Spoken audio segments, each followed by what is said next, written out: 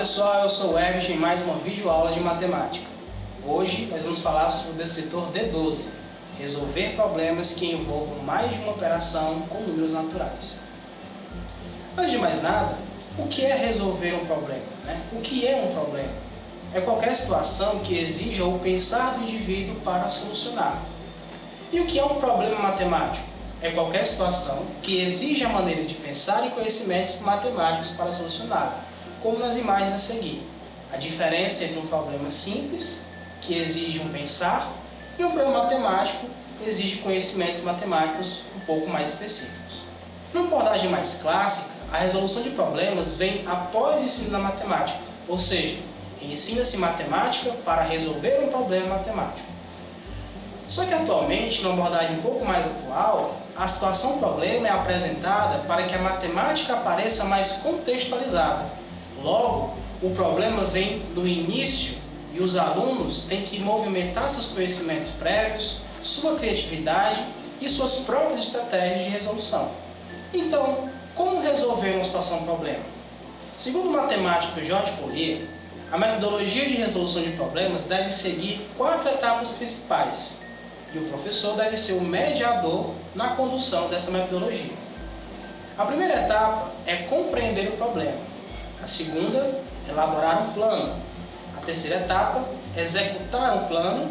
E a quarta etapa, fazer um retrospecto ou uma verificação. Para ilustrarmos essas etapas de como se resolver um problema, nós vamos utilizar a questão 16 do protocolo MySpike 2019.1 para o 4º ano. Observe a questão. Amanda faz peças de artesanato utilizando palitos de picolé. Como ela tinha apenas 30 palitos em seu estoque, comprou outros 5 pacotes com 100 unidades desses palitos, em cada um deles. Após essa compra, o estoque de Amanda ficou com quantas dezenas de palitos de picolé? As opções: 5 palitos, 50, 53 ou 530. Quando se fala em compreender o problema, o professor tem que ter em mente algumas perguntas, como por exemplo, o que se pede no problema? O que se procura nesse problema? O que se quer resolver nele? O que o problema está perguntando? Quais são os dados e as condições do problema? O que está dito no problema? E o que nós podemos usar? No caso do nosso exemplo, quais e quantas operações são necessárias para se chegar à solução? Essas perguntas devem ser respondidas não pelo professor, e sim pelos alunos. O professor vai conduzir apenas esse momento de leitura, ler uma vez, ler outra vez, tentar levar os alunos a compreender realmente esse problema e extrair o máximo de informações dele antes mesmo de partir para a resolução. Voltando ao nosso problema como exemplo, e respondendo às perguntas que foram colocadas, nós podemos concluir que Amanda já tem 30 palitos. Ela comprou 5 pacotes com 100 unidades. O que é que o nosso problema está pedindo? Ele está pedindo que nós identificamos a quantidade de dezenas de palitos. É importante que na sala de aula o professor constantemente faça o registro dessas informações no quadro de forma coletiva, com os alunos, para que eles possam visualizar aquilo que eles estão trabalhando, as informações que foram extraídas no problema. Ainda dentro da primeira etapa de compreender o problema, é possível fazer uma figura, por exemplo, para tentar ilustrar o problema. Como vocês podem ver na imagem, nós podemos representar os 30 palitos que a Amanda já tinha e os 5 pacotes com 100 unidades que ela comprou. Essa ilustração facilitaria a resolução dos alunos? É possível também, nessa fase da resolução de problemas, estimar ou chutar uma resposta a partir da observação do problema? Poderíamos dizer que sim. No caso desse nosso problema, o chute poderia ser: bem, se a Amanda já tem 30 palitos e ela comprou 5 pacotes com 100 unidades, nós podemos concluir que 30 palitos, 5 vezes 100, 500. Ela tem 530 palitos. No entanto, esse chute ou essa resposta estimada, que muitos alunos podem chegar a responder de pronto, atende ao que a pergunta central do problema? No caso, não. Retomando a primeira etapa do compreender, nós podemos ver que o problema pede quantas dezenas de palitos de picolé a Amanda possui. Então, estimar ou chutar, nesse caso, não dará a resposta correta. Passamos para a segunda fase da nossa metodologia de resolução de problemas, que é elaborar um plano. De posse das informações que nós tivemos na primeira etapa, vamos direcionar algumas perguntas.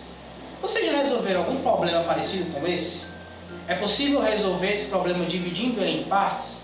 É possível traçar caminhos e estratégias para buscar a solução?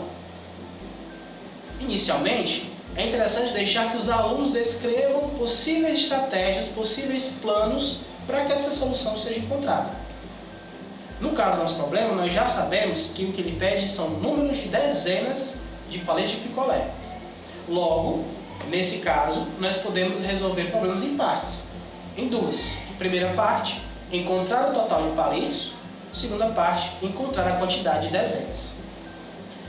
Após uma breve explanação na sala, conversa com os alunos e eles tendo colocado estratégias possíveis para a resolução, o professor pode estar apresentando algumas estratégias para encontrar a quantidade de dezenas. No caso do nosso problema exemplo, nós separamos 5 estratégias que podem auxiliar o professor e os alunos a chegar na solução. A primeira delas é utilizando o quadro de valor de lugar para representar a quantidade de palitos que a Amanda tinha no problema. No caso, a primeira parcela representa a quantidade de palitos que ela já possuía, 30 palitos, ou seja, 3 dezenas. Nas demais parcelas, nós vamos representar a quantidade de palitos que ela comprou. No caso, foram 5 pacotes com 100 palitos.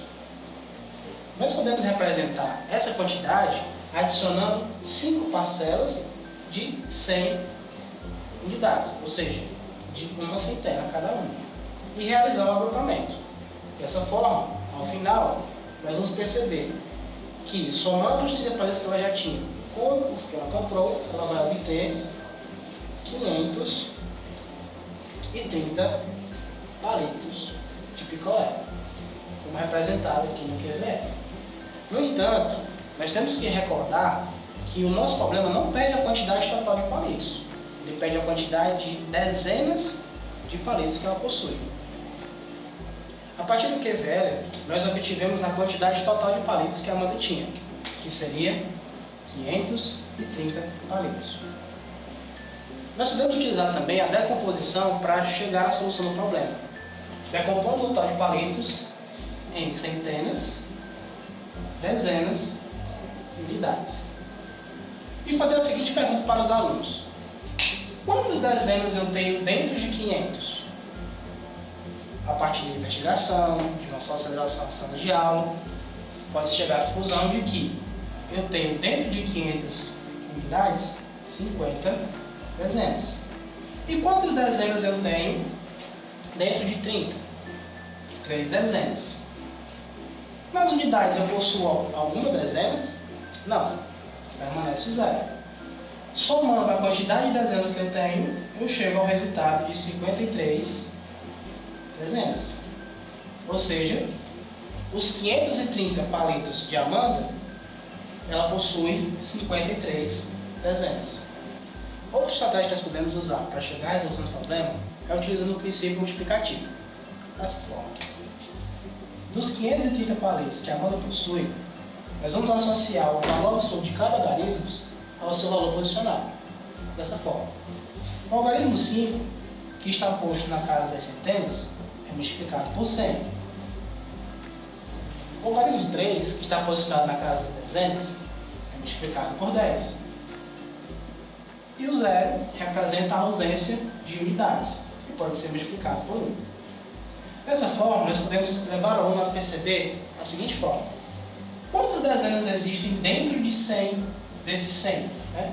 Ou seja, 5 vezes 10. Quantas dezenas existem dentro desse 10? Apenas uma. 3 vezes 1. Eu não tenho nenhuma dezena dentro das unidades, logo terei 0. 5 vezes 10, 50.